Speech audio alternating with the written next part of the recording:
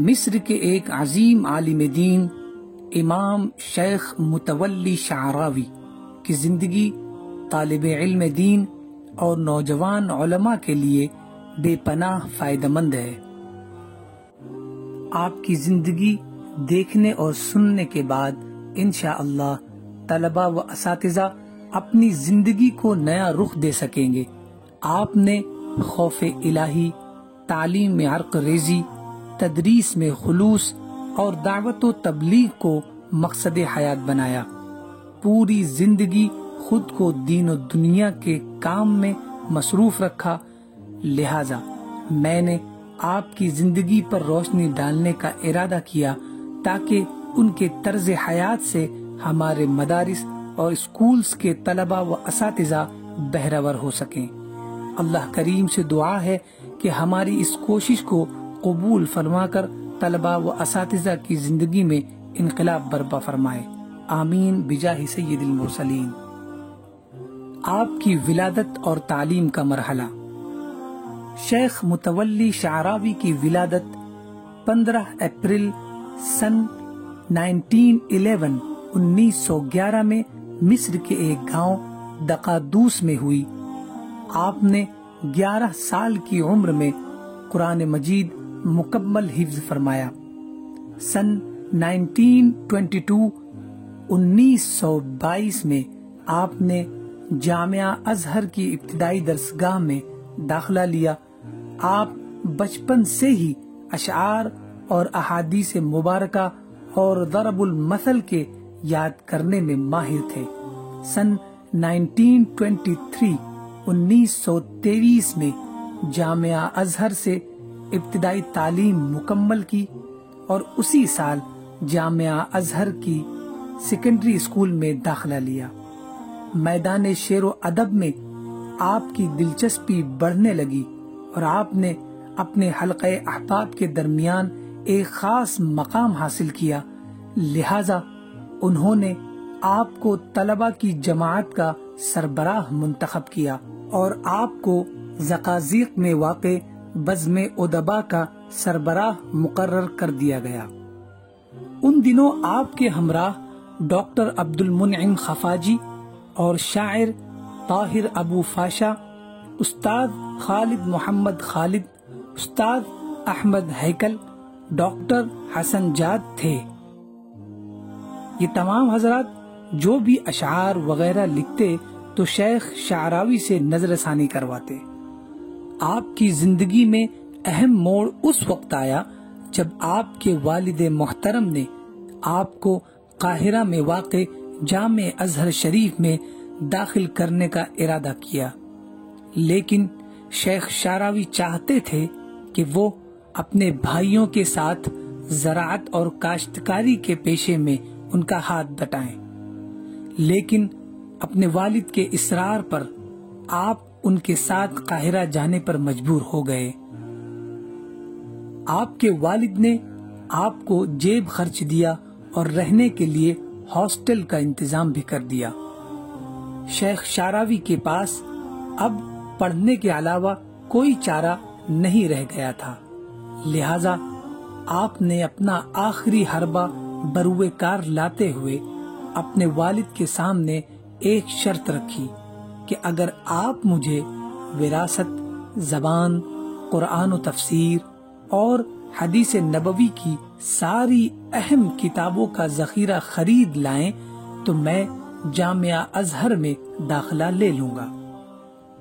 ظاہر ہے یہ سب آپ نے اس لیے کیا تاکہ آپ کے والد عاجز ہو کر واپس گاؤں لوٹنے پر راضی ہو جائیں، لیکن آپ کے والد نے آپ کی اس چال کو بھانپ لیا اور جتنی کتابیں شیخ نے مانگی تھی سب کچھ خرید کر دے دیا اور شیخ سے کہا، بیٹا میں جانتا ہوں کہ یہ تمام کتابیں تمہارے نصاب میں شامل نہیں ہے، لیکن میں نے ان کے خریدنے کو ترجیح دی تاکہ تم علم کے چشمے سے سیراب ہو جاؤ۔ یہ بات خود شیخ شعراوی نے اپنے ایک انٹرویو میں بیان کی تھی۔ سن 1937 میں آپ نے کلیہ لغہ عربیہ میں داخلہ لیا۔ شیخ کی فیملی۔ پھر آپ کے والد نے آپ کے نکاح کے لیے ایک لڑکی منتخب کر لی، لہذا آپ نے اپنے والد کے اصرار پر نکاح کر لیا۔ جبکہ آپ ابھی سیکنڈری اسکول میں زیر تعلیم تھے۔ آپ کے 3 لڑکے ہیں، سامی، عبد الرحیم، احمد، اور 2 لڑکیاں ہیں، فاطمہ اور صالحہ۔ شیخ صاحب کی شادی کے حوالے سے یہ رائے تھی کہ کامیاب شادی وہ ہے جب جانبین سے انتخاب و قبول ہو اور دونوں میں محبت بھی 2 طرفہ ہو۔ علمی زندگی۔ سن 1940 میں آپ فارغ ہوئے اور 1943 میں سند عالمیت اور سند تدریس حاصل کی۔ فراغت کے بعد طنطا نامی گاؤں میں آپ کی معہد دینی میں بحیثیت مدرس تقرری ہوئی۔ پھر اس کے بعد وہاں سے زقازیق نامی گاؤں میں معہد دینی میں آپ منتقل ہوئے۔ پھر اسکندریہ میں واقع ایک معہد دینی میں منتقل ہوئے۔ پھر ایک طویل تدریسی تجربے کے بعد آپ سن 1950 میں سعودی عرب تشریف لے گئے اور جامعہ ام القری میں بحیثیت استاذ مسند تدریس پر جلوگر ہوئے۔ وہاں شیخ عقائد کا سبجیکٹ پڑھانے پر مجبور ہوئے، حالانکہ آپ نے عربی زبان میں تخصص کیا تھا اور یہ آپ کے لیے بہت کٹھن مرحلہ تھا، مگر شیخ اس سبجیکٹ کو بھی پڑھانے میں بہت حد تک کامیاب رہے اور سب سے خوب داد و تحسین وصول کی۔ اور سن 1963 میں مصر کے صدر جمال عبد الناصر اور شاہ سعود کے درمیان اختلافات رونما ہوئے، اس لیے جمال عبد الناصر نے آپ کو دوبارہ سعودی عرب جانے سے منع کر دیا۔ پھر آپ اس وقت کے شیخ ازہر حسن مامون کی آفس کے مینیجر مقرر کیے گئے۔ پھر اس کے بعد شیخ وہاں سے الجزائر چلے آئے اور وہاں 8 سال تدریسی خدمات انجام دی۔ وہاں آپ کا پرانا مرض دوبارہ زور مارنے لگا، لہذا آپ وہاں سے واپس قاہرہ آ گئے۔ پھر ایک مدت تک اوقاف کے مینیجر مقرر ہوئے، پھر ادارہ دعوت و فکر کے نمائندہ مقرر کیے گئے۔ اس کے بعد دوبارہ آپ سعودی عرب لوٹ آئے، جہاں آپ جامعہ ملک عبد العزیز میں تدریسی خدمات انجام دیتے رہے، اور نومبر 1976 میں مصر کے وزیر اعظم اپنی وزارت کے لیے وزراء منتخب کر رہے تھے، تبھی انہوں نے شیخ شعراوی کو وزارت اوقاف کا عہدہ دیا، تو آپ 1978 تک منصب وزارت پر فائز رہے۔ وزارت اوقاف کے منصب پر رہتے ہوئے آپ نے اسلامی بینک بنائے جانے کی قرارداد صادر کی، جو آج بھی بینک فیصل کے نام سے مصر میں موجود ہے، اور سن 1987 میں مجمع الخالد انجمن عربی زبان کا نمائندہ منتخب کیا گیا۔ آپ کی تصنیفات۔ شیخ متولی شعراوی علیہ الرحمت والرضوان کی درجنوں تصنیف کردہ کتابیں بھی ہیں۔ آپ کے عقیدت مندوں نے ان کی ان کتابوں کو جمع کیا اور طباعت کے زیور سے آراستہ کیا۔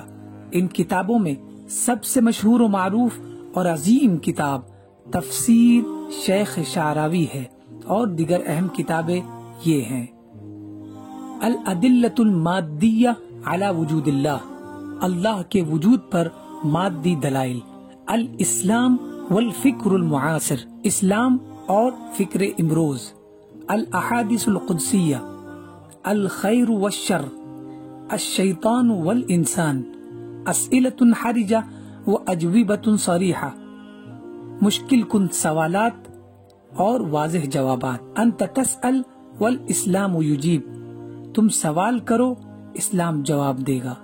حفاوت المسلمین بمیلاد خیر المرسلین، مسلمانوں کا خیر المرسلین کی میلاد منانا۔ نہایت العالم، دنیا کی انتہا۔ النصائح الذہبیہ للمرأة العصریہ، آج کی عورتوں کے لیے سنہری نصیحتیں۔ میڈیا 2003 میں آپ کی حیات پر امام الدعات نامی ایک ٹی وی سیریل بھی فلمایا گیا۔ 87 سال کی عمر میں 17 جون 1998 کو آپ کا انتقال ہوا۔ انا للہ و انا الیہ راجعون۔ آپ کے جنازے کو کاندھا دینے والے عاشقوں کی بھیڑ قابل دید تھی۔ جوان ہو، بوڑھے ہو، مرد ہو یا عورت، ہر ایک آپ سے والہانہ محبت کرتا تھا۔ اللہ آپ کو غریق رحمت فرمائے اور مسلمانوں کو ان کا نعم البدل عطا فرمائے۔ اور جیسا کہ آپ نے دیکھا اور سنا کہ شیخ متولی شعراوی صاحب علم کا ایک سمندر تھے، اور یہ ممکن نہیں ہے کہ ہم پورے سمندر کو اپنے کوزے میں بھر لیں۔ ہاں، یہ ممکن ہے کہ کچھ علمی باتیں جو عوام و خواص دونوں کے لیے مفید ہوں، اس سے ہم اپنی کچھ تشنگی بجھا سکتے ہیں۔ اور میں سمجھتا ہوں کہ یہ شیخ متولی شعراوی صاحب کا ان لوگوں پر احسان ہے جو علم کے چشمے سے سیراب ہونے کی تمنا رکھتے ہیں لیکن وقت کی تنگی کا شکوہ کرتے ہیں۔ ایسے ہی لوگوں کے لیے شیخ متولی شعراوی صاحب نے اپنے سمندر نما علم کو مختصر 2 لفظوں کی مالا میں پیرو کر ان کے لیے علمی و تجرباتی اقوال کا گلدستہ چھوڑا ہے، تاکہ وہ حضرات بھی ان کے علم کے باغ سے کچھ نہ کچھ خوشہ چینی کر سکیں۔ لہذا ہم شیخ کے مختصر اور جامع اقوال کا گلدستہ گاہے بگاہے آپ کی خدمات میں پیش کرتے رہیں گے، اور ہمیں یقین ہے کہ علم کی پیاس رکھنے والوں کو اس کا انتظار رہے گا۔ یا ابن آدم لا تخافن من ذی سلطان ما دام سلطانی باقیا وسلطانی لا ينفد ابدا۔ يا ابن آدم لا تخشى من ضيق الرزق وخزائني ملآنة وخزائني لا تنفد أبدا۔ يا ابن آدم خلقتك للعبادة فلا تلعب وضمنت لك رزقك فلا تتعب۔ اوعى تفتكر تتعب يعني بجوارحك، تتعب بقلبك وتنشغل به. انت الجوارح تعمل والقلوب تتوكل، الجوارح تعمل والقلوب تتوكل. خلقتك للعبادة فلا تلعب وضمنت لك رزقك فلا تتعب. فهو عزتي وجلالي إن رضيت بما قسمته لك أرحت قلبك وبدنك وكنت عندي محمودا. وإن أنت لم ترضى بما قسمته لك فوعزتي وجلالي لأسلطن عليك الدنيا تركض فيها ركض الوحوش في البرية ثم لا يكون لك منها إلا ما قسمته لك. يا ابن آدم خلقت السماوات والأرض ولم أعي بخلقهن أيعيني رغيف عيش أسوقه لك. يا ابن آدم لا تسألني رزق غد كما لم أطلب منك عمل غد. يا ابن آدم أنا لك محب. هي دي بتاع ودود بقى. أنا لك فبحقي عليك كن لي محبا. قل له ألا تشتاق إلى ربك؟ فقال لا أشتاق إليه. قالوا يا شيخ ألا تشتاق إلى الله؟ قال يا أخي إنما يشتاق إلى غائب. اللہ ہے کہ مولا ہم سب سے وہ کام لیتا رہے جس میں اس کی اور اس کے رسول کی رضا و خوشنودی ہو۔